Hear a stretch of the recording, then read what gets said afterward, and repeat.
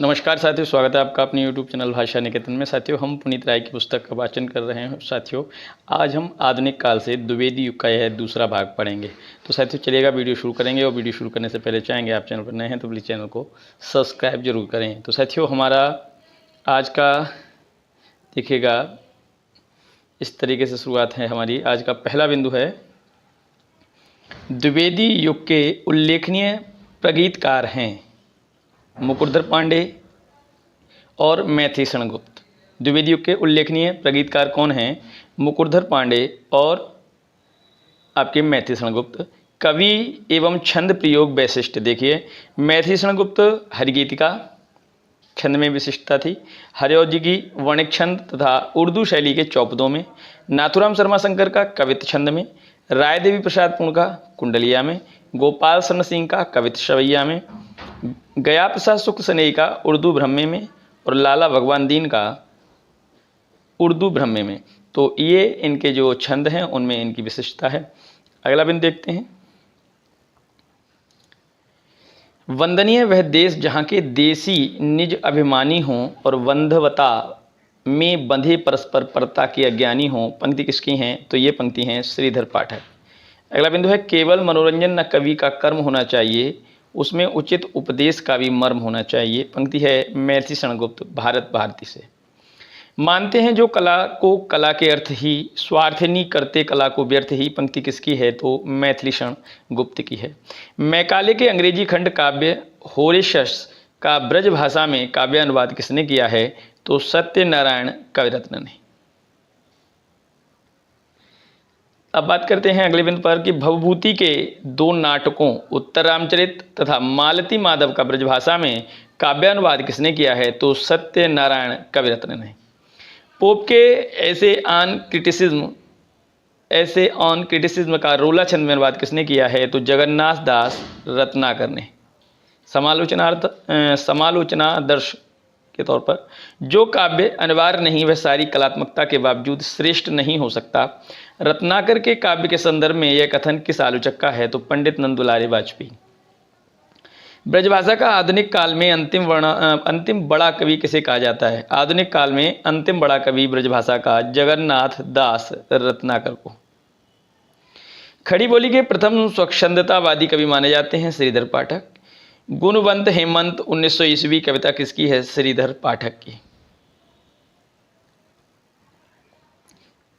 हरिऔध कृत प्रिय प्रवास की भाषा की विशेषता क्या है? तत्सम प्रधानता है। मार्क्स की पुत्री जैनी पर जैनी नामक कृति किसने लिखा? मैथिलीशरण गुप्त। राष्ट्रकवि कहलाते हैं मैथिलीशरण गुप्त। विकटवट, गुरुकुल, किसान, सिद्धराज, जय भारत, पंचवटी, जैनी आदि किसकी काव्य कृतियाँ हैं? तो मैथिलीशरण गुप्त। संदेश नहीं, मैं यहाँ स्वर्ग का लाया, इस धरती को ही स्वर्ग बनाने आया। पंक्ति किसकी है? तो यह है मैथिलीशरण गुप्त की। अगला बिंदु हमारा, अबला जीवन हाय तुम्हारी यही कहानी, आंचल में है दूध और आंखों में पानी। पंक्ति किसकी है? तो मैथिलीशरण गुप्त की है। किस कृति को मैथिलीशरण गुप्त ने अतुकांत छंद में लिखा है? मेघनाथ वध।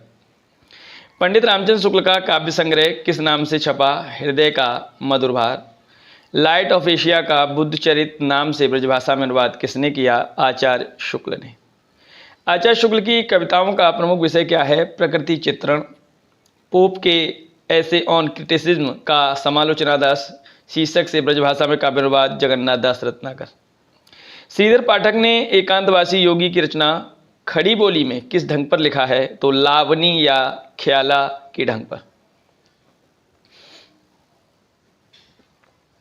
आचार्य शुक्ल ने हिंदी साहित्य में सच्चे स्वच्छंदतावाद का प्रवर्तक किसे माना है? तो श्रीधर पाठक को। अगला बिंदु है, जब पंडितों की काव्य भाषा स्थिर होकर उत्तरोत्तर आगे बढ़ती हुई लोकसभा से दूर पड़ जाती है और जनता के हृदय पर प्रभाव डालने की उसकी शक्ति क्षीण होने लगती है, तब शिष्ट समुदाय लोकभाषा का सहारा लेकर अपनी काव्य परंपरा में नया जीवन डालता है। कथन किस आलोचक का है? तो आचार्य शुक्ल का। देखते हैं ये पंक्तियाँ। चार डग हमने भरे तो क्या किया, है पड़ा मैदान कोसों का भी, मौलवी ऐसा न होगा एक भी, खूब उर्दू जो न होवे जानता। नागरी पिचाड़ी सभा के गृह प्रवेशोत्सव पर यह कविता किसने पढ़ी थी? हरिऔध ने। रूपोद्यान प्रफुल्ल प्राय कलिका राकेन्दुविम विम्बानना तवंगी कलहासिनी सुरसिका क्रीड़ा कला पुतली। पंक्ति किसकी है? हरिऔध। क्यों पले पीस कर किसी को तू, है बहुत पालिसी बुरी तरह, हम रहे चाहते पटाना ही, पेट तुझसे पटी नहीं मेरी। पंक्ति किसकी है? हरिऔध। नागरी तेरी है दशा अयोध्या का बिलाप किसकी कविता है? तो महावीर प्रसाद द्विवेदी। श्रीयुक्त नागरी बिहारी दशा तिहारी, होवे विषाद मन माही अतीब भारी। पंक्ति किसकी है? महावीर प्रसाद द्विवेदी। मैथिषण गुप्त कृत दो महाकाव्य साकेत और द्वापर। मैथिषण गुप्त कृत साकेत के किस सर्ग में उर्मिला का वियोग वर्णन है? तो 9वें व 10वें सर्ग में। गुप्त जी की प्रतिभा की सबसे बड़ी विशेषता है कालानुसरण की क्षमता, अर्थात उत्तरोत्तर बदलती हुई भावनाओं और काव्य प्रणालियों का ग्रहण करते चलने की शक्ति।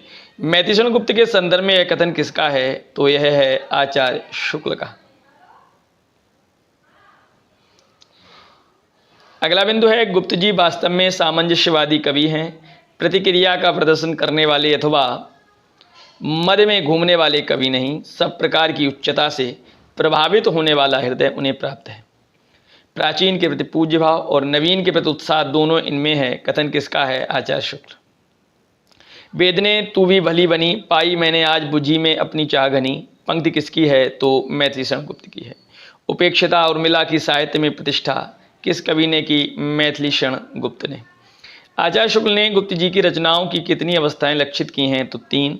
गोल्ड स्मिथ के हर्मिट एकांतवासी योगी का संस्कृत श्लोकों में अनुवाद किस कवि ने किया है? तो गिरधर शर्मा नवरत्न ने। माघ के शिशुपाल वध के 2 सर्गों का अनुवाद हिंदी माघ के नाम से किस कवि ने किया है? तो गिरधर शर्मा नवरत्न। मृगी दुखमोचन किसकी रचना है? तो पंडित लोचन प्रसाद पांडे। नए मन 1910 का स्वागत, नए मन का स्वागत ये 1910 का है। नवीन संवत्सर 1937 का स्वागत आदि किसकी रचना है? राय देवी प्रसाद पूर्ण। ईश गिरजा को छोड़ ईशु गिरजा में जाए। पंक्ति किसकी है? पंडित नाथूराम शर्मा शंकर। तू है गगन विस्तीर्ण तो मैं एक तारा क्षुद्र हूँ, तू है महासागर अगम मैं एक धारा क्षुद्र हूँ। पंक्ति किसकी है? तो गया प्रसाद शुक्ल सनेही। लाला भगवान दीन की किस उपनाम से कविता करते थे? दीन। दलित कुसुम वन विहंगम आश्वासन किसकी कविता है? दलित कुसुम वन विहंगम आश्वासन किसकी कविता है? तो यह है पंडित रूप नारायण पांडे। कविता का विषय मनोरंजन एवं उपदेश जनक होना चाहिए। यमुना के किनारे केली कौतूहल का अद्भुत वर्णन बहुत हो चुका। न परकियाओं पर प्रबंध लिखने का की आवश्यकता है और न स्वकीयाओं के गतागत की पहली बजाने की। कथन किसका है? तो महावीर प्रसाद द्विवेदी। द्विवेदी युग में गद्य पद्य की भाषा खड़ी बोली हो गई, इसका श्रेय किसे है? महावीर प्रसाद द्विवेदी। मैथिषण गुप्त की पहली कविता हेमंत 1905 सरस्वती में प्रकाशित। मैथिषण गुप्त ने भारत भारती की रचना होगा यहाँ किस ग्रंथ की प्रतिक्रिया में की? तो मुसहास मद्दुज़्ज़े इस्लाम या मुसद्दसे हाली। भारत दर्पण मुसद्दसे कैफी किसकी रचना है? ब्रजमोहन दत्तात्रेय कैफी। मैथिषण गुप्त कृत साकेत में कितने सर्ग हैं? तो 12। देखते हैं अगला बिंदु। 1908 में सरस्वती में भुजंग भूषण भट्टाचार्य के नाम से कवियों की उर्मिला विषयक उदासीनता शीर्षक लेख किसने लिखा है? तो महावीर प्रसाद द्विवेदी। मैथिषण गुप्त कृत यशोधरा है चंपू काव्य। देखते हैं अगला बिंदु। काबा और करबला किसकी रचना है? मैथिषण गुप्त। किस कवि ने अपने को कौटुंबिक कवि मात्र कहा है? तो मैथिषण गुप्त। महावीर प्रसाद द्विवेदी की प्रेरणा एवं प्रोत्साहन से लिखने वाले कवि हैं मैथिषण गुप्त, नाथूराम शर्मा शंकर, राय देवी प्रसाद पूर्ण, लाला भगवान दीन, रामचरित उपाध्याय, गया प्रसाद शुक्ल सनेही, रूप नारायण पांडे, लोचन प्रसाद पांडे। देखते हैं अगला बिंदु। भारत प्रताप भानु उच्च उदयाचल से कोहरा कुबुद्धि का चिर हटता है। पंक्ति किसकी है? जगन्नाथ दास रत्नाकर।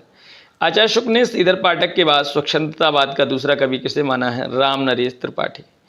जगत सच्चाई सार किसकी रचना है? श्रीधर पाठक। जगत है सच्चा तनिक न कच्चा समझो बच्चा इसका भेद पंक्ति किसकी है? श्रीधर पाठक। प्रकृतियाँ एकांत बैठ निज रूप समारत पल पल पलट भेष क्षणिक छवि छिन छिन धारत पंक्ति है श्रीधर पाठक की।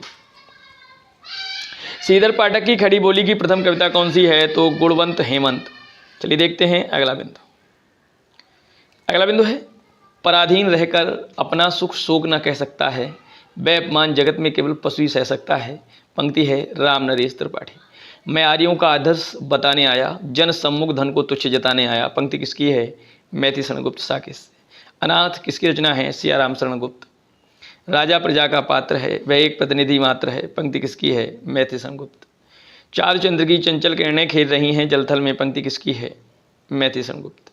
स्वदेश संगीत किसकी रचना है? मैथिली शरण गुप्त।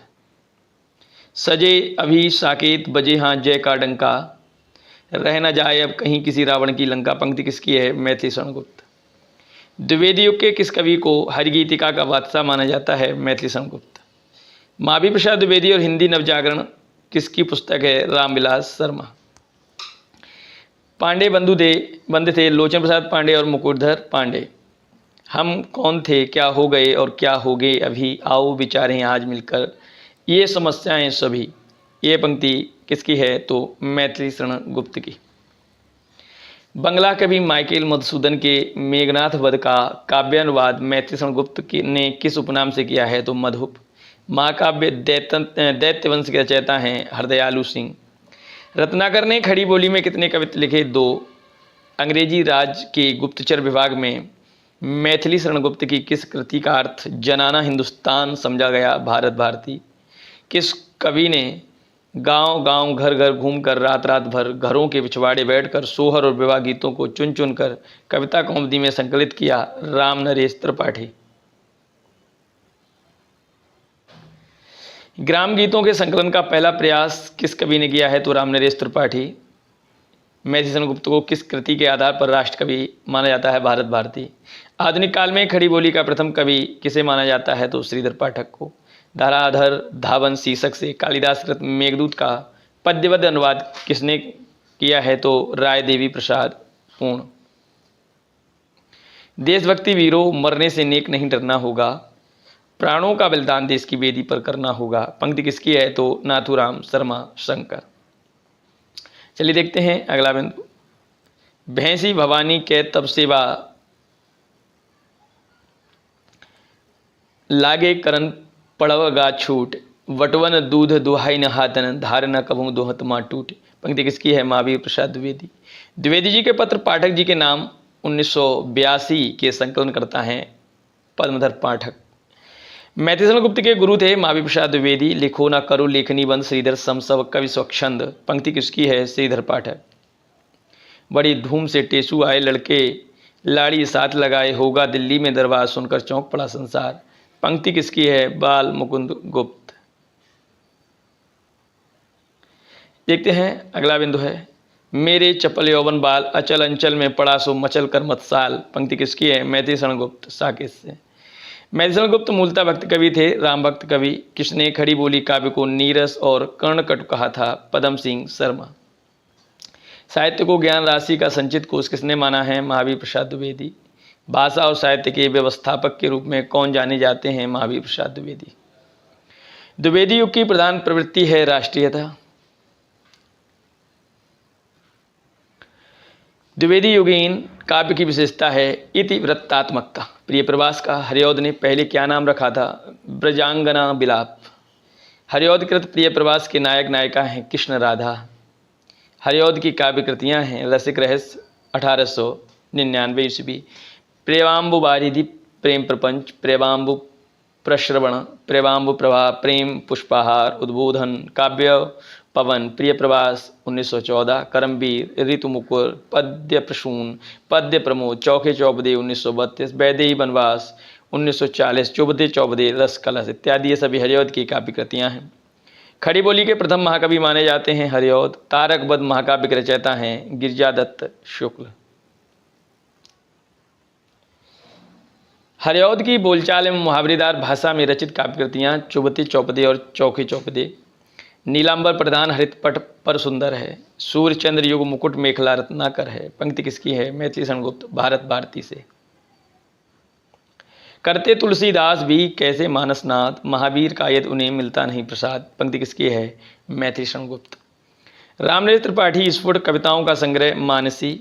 सखी वे मुझसे कहकर जाती। पंक्ति किसकी है? मैथिली शरण गुप्त, यशोधरा से। साकेत शब्द का अर्थ होता है अयोध्या। साकेत महाकाव्य सर्वाधिक मन विस्पर्शी अंश है। उर्मिला की ब्रह व्यथा। डॉक्टर नगेंद्र के साकेत को किस प्रकार का काव्य कहा है? जीवनवादी काव्य। आचार्य शुक्ल ने मैथिली शरण गुप्त को किस प्रकार का कवि कहा है? सामंजस्यवादी कवि।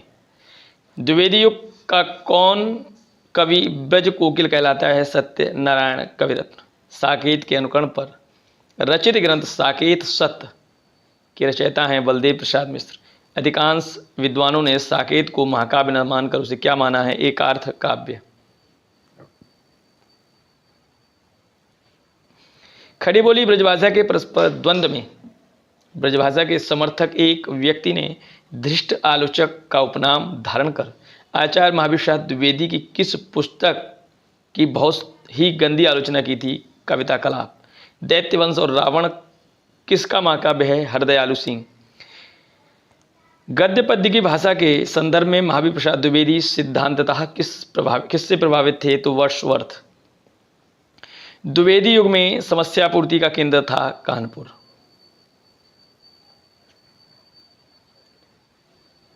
द्विवेदी युग में समस्या पूर्ति का केंद्र था कानपुर। मैथिली शरण गुप्त की किस काव्य कृति में जोधपुर के एक राजपूत सरदार की 3 पीढ़ियों तक चलने वाली कथा का वर्णन है? बिकट भट्ट। मैथिली शरण गुप्त की कौन सी कृति राजपूती आन की कथा है? रंग में भंग। अपनी किस काव्य कृति में मैथिली शरण गुप्त ने सिख गुरुओं की कथा का वर्णन किया है? तो गुरुकुल।